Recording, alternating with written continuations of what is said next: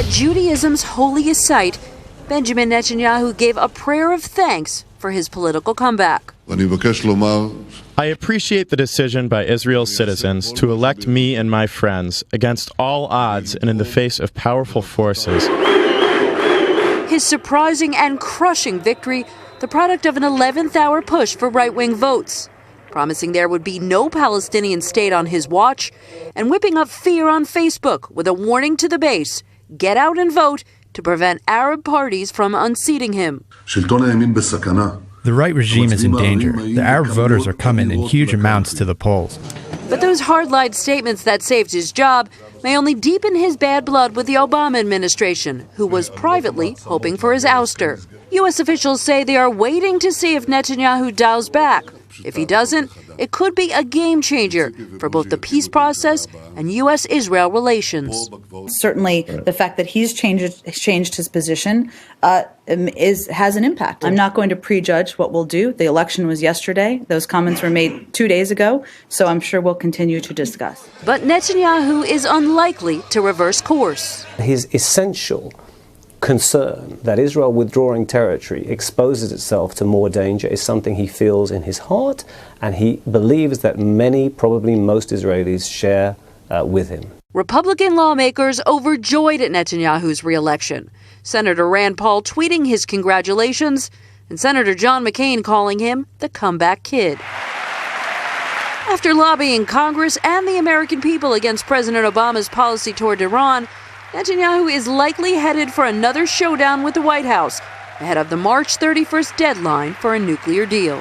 This prime minister is way too committed on the Iran issue. It's almost messianic for him, and he's going to want to fight. So there is a real opening there for some continuing tensions over this deal.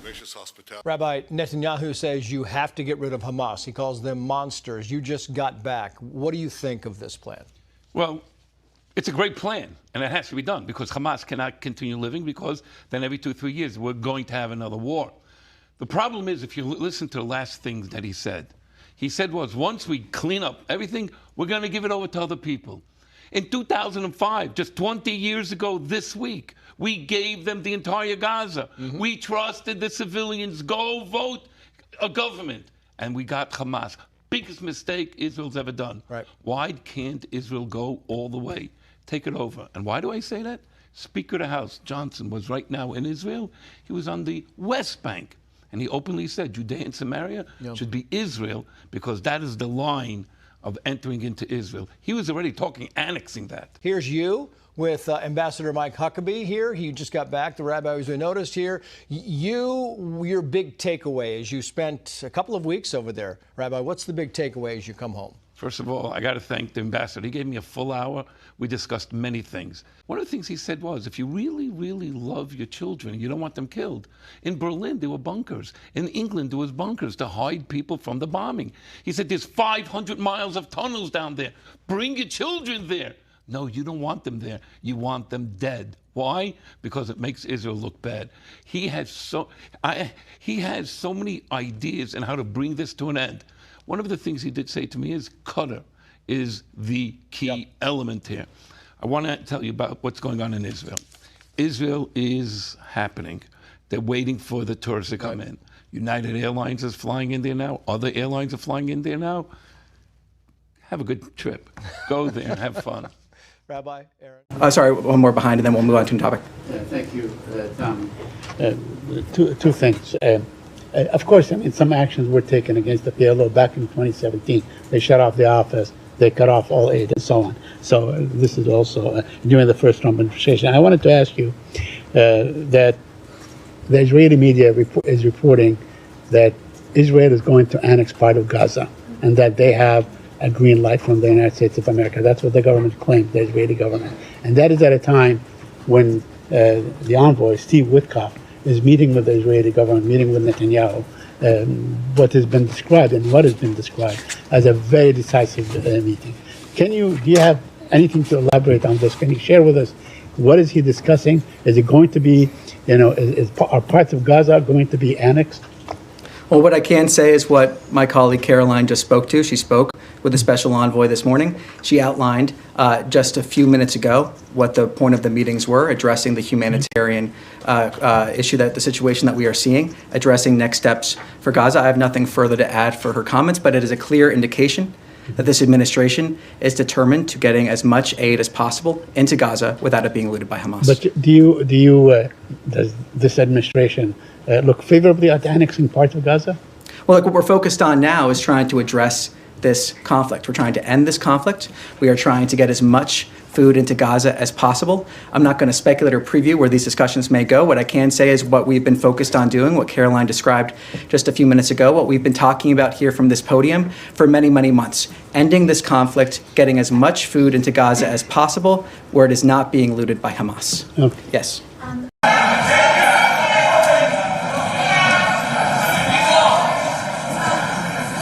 71 בעד, 13 נגד. אני קובע כי ההצעה התקבלה.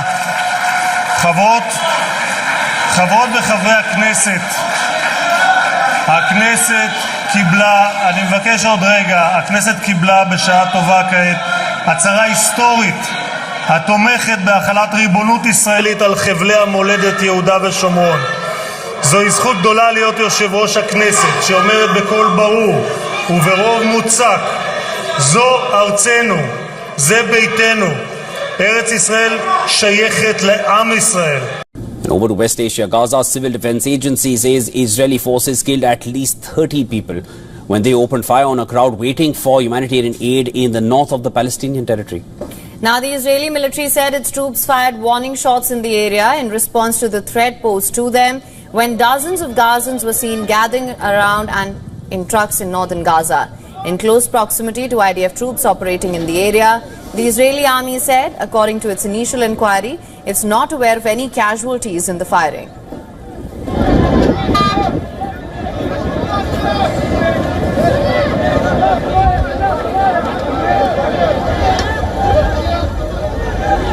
However, the director of Al-Shifa Hospital in Gaza City said that his facility received 35 bodies from the shooting, which reportedly struck about 3 kilometers off the Zikim crossing point.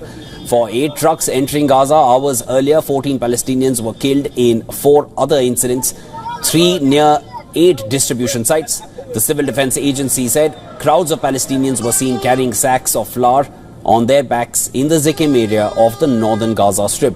And while several were injured and dead people were carrying corpses on their backs and wheeled carts where trucks with aid entered Gaza City on Wednesday.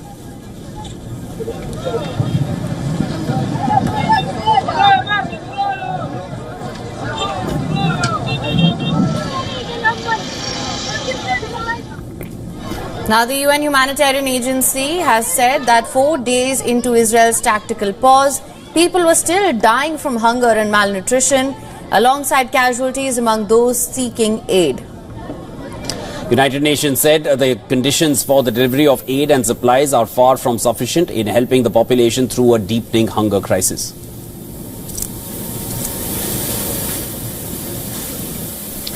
Aid workers in Gaza have not been spared. Our partners report high workloads, burnout, and exhaustion due mainly to the lack of food among frontline workers as well as among caseworkers in mental health and psychosocial support facilities. While the UN and our partners are taking advantage of any opportunity to support people in need during the unilateral tactical pauses, the conditions for the delivery of aid and supplies are far from sufficient. Meanwhile, the Egyptian army airdropped parachutes carrying aid packages over the central Gaza Strip using 4 military cargo planes. In other development, hundreds of Israeli settlers marched on Wednesday to stake their claim to the battered Palestinian territory, waving Israeli flags alongside the orange banners of the Gush Katif, a block of settlements dismantled in 2005. The marchers gathered in the south of the country near the border with Gaza, calling for the construction of the settlement in the northern part of the enclave.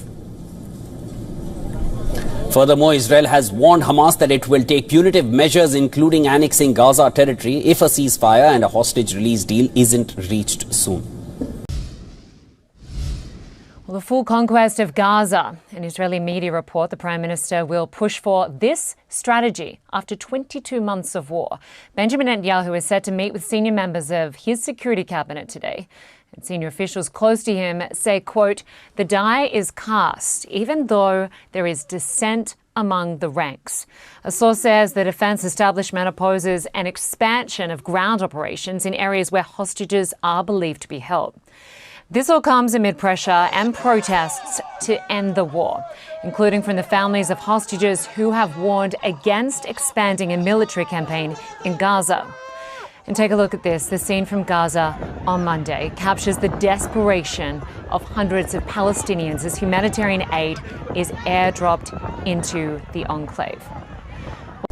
The humanitarian crisis continues to remain dire in Gaza. Each passing day, several people are killed for something as basic as food and health care. Hospitals are flooded with patients with limited doctors and medical supplies. A new group of children evacuated from Gaza received medical treatment in Jordan on Wednesday as part of the ongoing Jordan Medical Corridor Initiative. And this is the 9th medical evacuation as per the initiative, with Jordan providing specialized care in its hospitals before patients return home to make room for others in urgent need.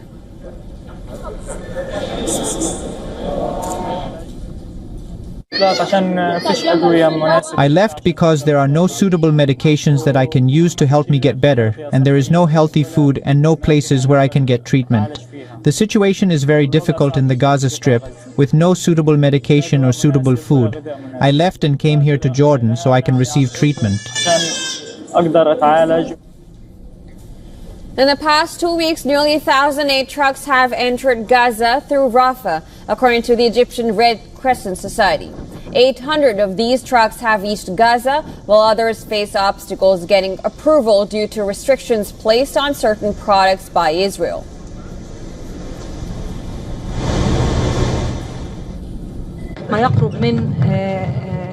Nearly 1,000 trucks carrying approximately 14,500 tons have entered, 800 trucks of which have already arrived at destination. Today, we are waiting for the trucks that will enter, and we will see how many have arrived. They carry approximately 8,000 tons, most of which are food supplies represented by food baskets and also flour.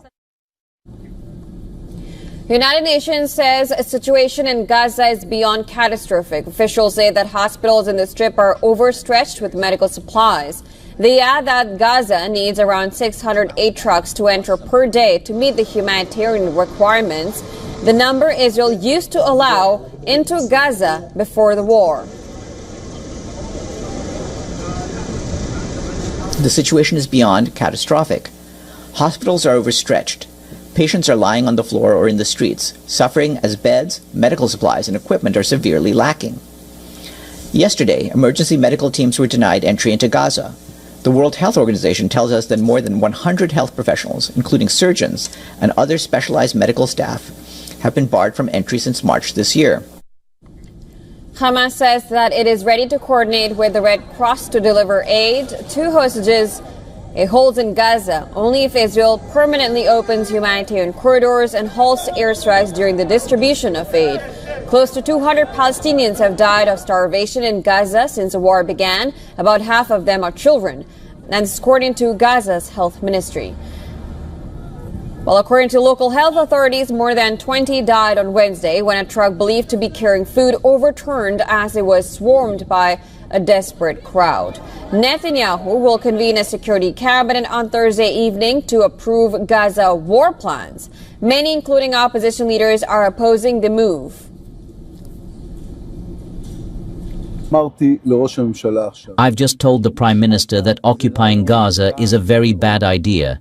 In the state of Israel, we don't go to war unless the majority of the people are behind it, and the people of Israel are not interested in this war.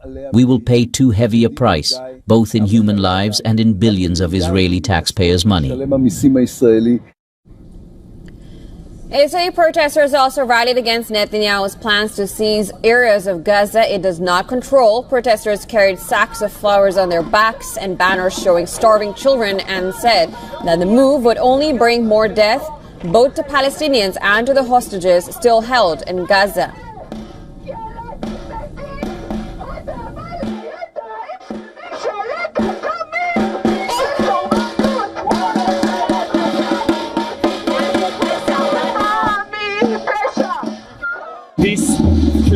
occupy the entire Gaza Strip has only one meaning, and this meaning is the death of the hostages, the death of the Palestinians, and yes, also the death of the Israeli soldiers. If they send our soldiers to kill and get killed, the only meaning is just more death. Israeli Finance Minister Bezalel Smotrich says Gaza will become an inseparable part of Israel in a new, quote, peace plan that colonizes Gaza. The proposal drew sharp criticism from opposition lawmakers who warned it could amount to war crimes. Speaking at Knesset event titled Gaza Riviera, Smotrich proposed what he called a security annexation of northern Gaza. He claimed that IDF chief Eyal Zamir supports the idea. The far-right extremist minister has called for rebuilding Jewish settlements in Gaza, starting with 3 communities. Israel withdrew from Gaza in 2005, but far-right leaders now seek full control. Smotrich claimed that the plan would solve Israel's housing crisis and has backing from President Donald Trump. Trump earlier suggested turning Gaza into a luxury zone after pushing Palestinians to leave, a plan rejected globally and one that violates international law. Plans shown at the conference included 2 cities, a university, industrial zones, and beachfront hotels. Donald Trump has reposted this on Truth Social, showing his AI vision for the future of Gaza. Tunnel is coming to set you free, bringing the light for all to see. No more tunnels, no more fear. Trump Gaza is finally here. Trump Gaza shining bright, golden future, a brand new life. Feast and dance, the deal is done. Trump Gaza, #1. Trump Gaza shining bright, golden future, a brand new life. Feast and dance, the deal is done. Trump Gaza, #1. It's hard to really know what to say. I mean, it's extraordinary, isn't it? I mean, he's selling an idea, and he's doing it in a way that attracts the maximum of attention. And here we are, Gareth, we're actually talking about it. But it's essentially it's a glossy brochure for his idea, his solution to the conflict in Gaza. He's going to turn it, and he sketched out this idea a couple of weeks ago. He's going to turn it, he says, into the Riviera on the Mediterranean. It's a demolition site, he says. He's going to level it. He's going to clear it out. He's going to resettle 2.3 million Palestinians in neighboring countries. He says that this is what he is planning to do. And here we are. He's visualizing it for us. Redevelopment is the solution in Trump's mind for the problems in Gaza. There are all sorts of problems with this. Start with the fact that it flies in the face of international law, that it would constitute, in the minds of many, ethnic cleansing. But here we are. He has felt the compulsion to have this video made. I mean, that's a glitzy production. He's put it out there. And he says, look, that's the solution. This is what I can do. It's, though, not a brownfield site in New York City, is it? This is flying in the face of everything that the United States has tried to achieve over the course of decades of a 2-state solution, which is still technically US government policy. It flies in the face of everything that regional partners and allies say wouldn't work. And then, in almost the middle of the night, post this without any comment as well, just punts out this AI video that shows Elon Musk eating hummus and throwing cash in the air. I mean, that is one of the features of the video, isn't it? You've got a selection of older white men enjoying this Riviera on the Mediterranean. Trump, who spends much of his time in this video embossed in gold. You've got the Israeli Prime Minister Benjamin Netanyahu by the pool drinking cocktails, and Elon Musk spraying cash around. I mean, it is an extraordinary video. A lot of people are going to find it offensive, right? I mean, but I think it's an example of how Donald Trump certainly feels untethered to the norms, the agreements, the expectations of the past. He is charting a new pathway. Whatever we say, whatever anybody says, he's heading in a new direction. Certainly is. We are going to get more reaction to images like the one we're just seeing on our screens right now here on Sky News through the course of the morning. For the moment, though, John, really appreciate it. Thank you so much. Nothing can justify the horrific 7 October terror attacks by Hamas and the taking of hostages, both of which I have repeatedly condemned. And nothing can justify the obliteration of Gaza that has unfolded before the eyes of the world. Ladies and gentlemen, I thank the government. Let's be clear. The creeping annexation of the occupied West Bank is illegal. It must stop.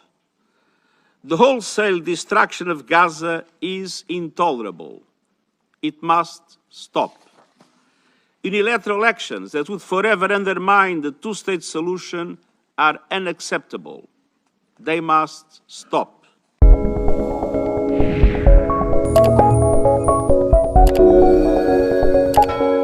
It marks a major expansion of Prime Minister Netanyahu's war goals. His office had said that he's decided to occupy all of the Gaza Strip, including places where hostages may currently be held. And the IDF says it already controls the majority of Gaza, but this would be a major expansion and escalation, and it could complicate any negotiated deal to free those remaining hostages, of whom there are thought to be about 20 still alive. Those talks recently broke down, and that prompted a change in strategy from the U.S. to pursue what they're calling an all-or-nothing approach.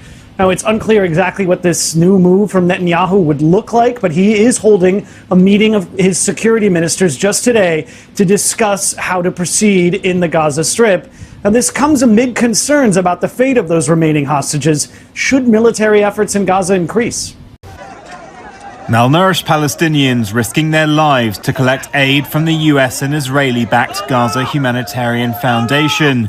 At least 10 of them were reportedly killed today by Israeli forces.